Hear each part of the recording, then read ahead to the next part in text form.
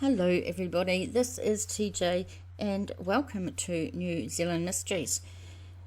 Welcome back to all my wonderful subscribers. I adore you for coming back each and every time to watch videos. I'm hoping I'm getting better each one.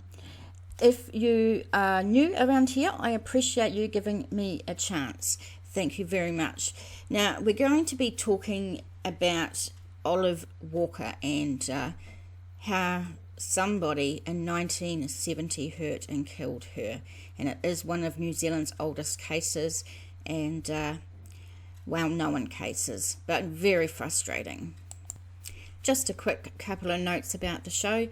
If you haven't done so, could you please like or dislike the video, subscribe, hit the notification bell, which helps you know when I cover cases. All the information, sources, and also numbers you can call if you know anything are going to be in the description box below. I want to thank those that have gone to buymeacoffee.com/NZ Mysteries and shouted me a coffee. You can do that for $3, and that $3 means the world to me. That information is also in the description box below. So let's get into this story. This event happens in the town of Rotorua. Rotorua, a city on the southern shores of Lake Rotorua, from which the city takes its name, in the Bay of Plenty region of New Zealand's North Island. Rotorua has an estimated resident population of 58,000, making it the country's 12th largest urban area and the Bay of Plenty's second largest urban area behind Tauranga. We are pretty small over here in New Zealand. Rotorua is a major destination for both domestic and international tourists when there's no COVID.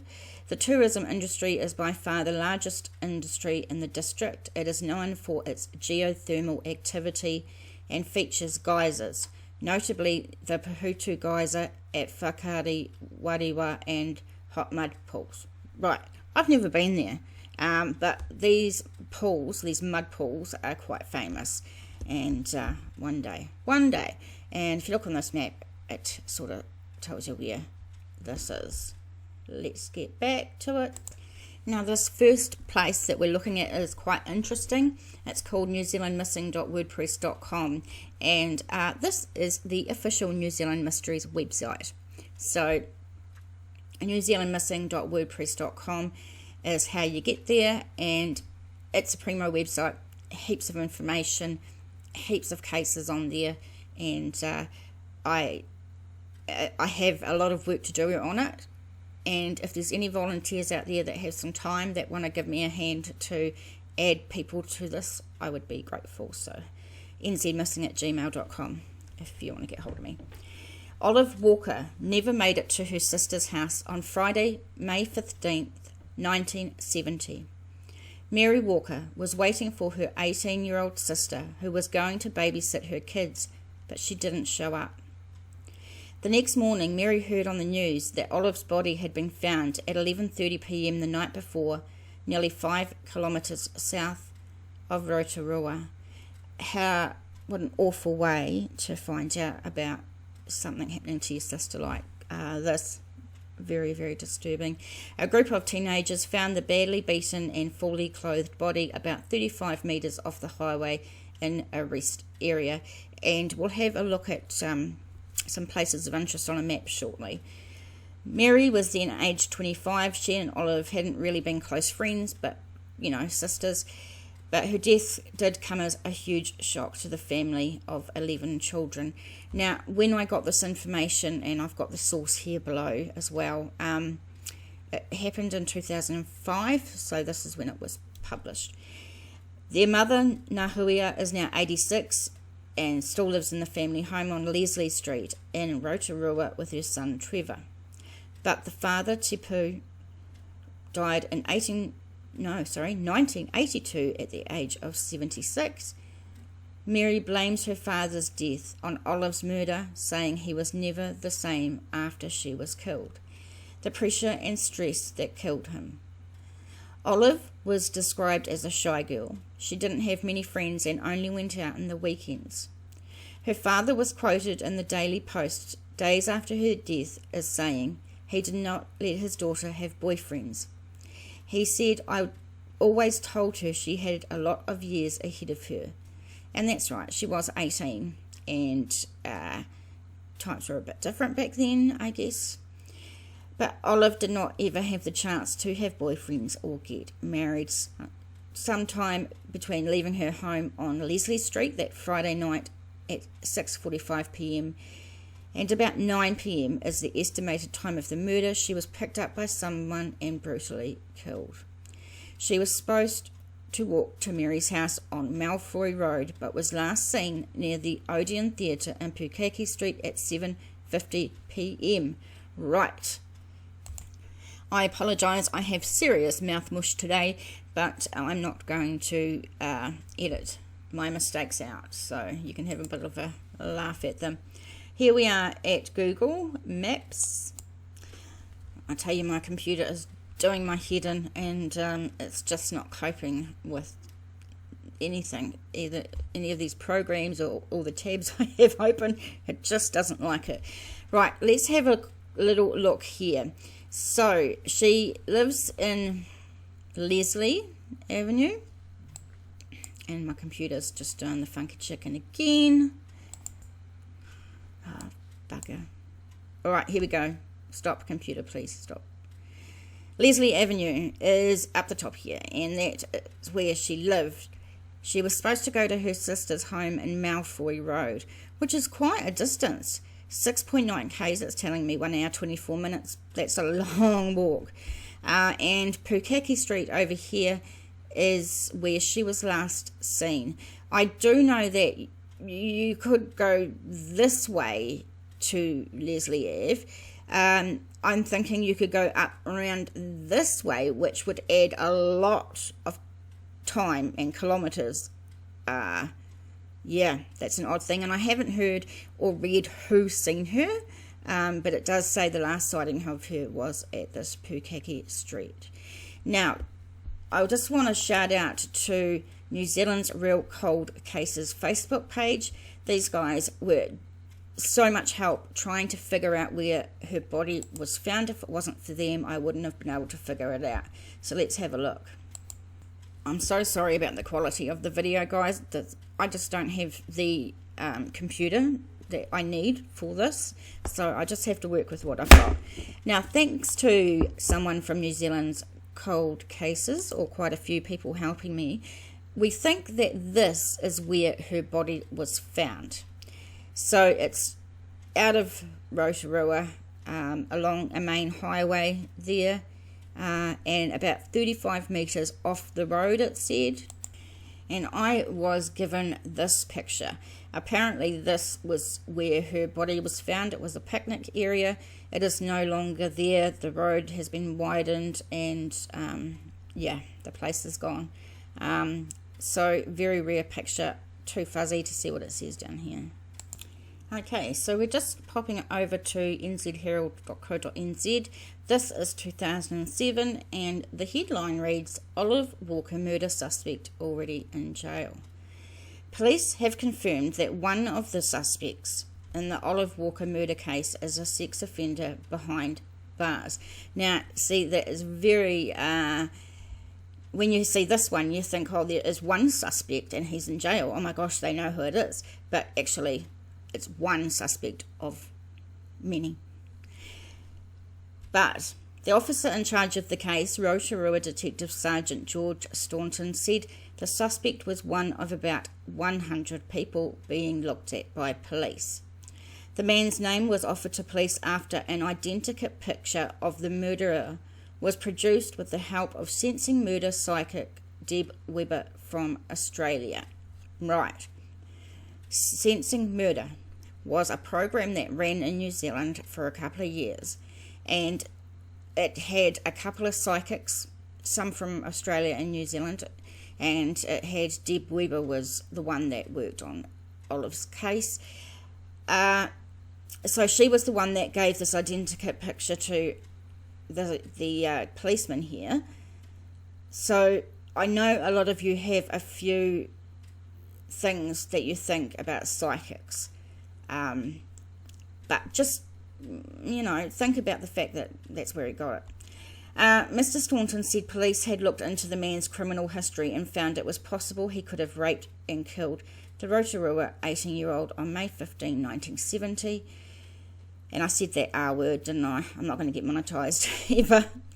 Everyone thinks we've got just one suspect, and that's not the case. That's just one avenue we are going down.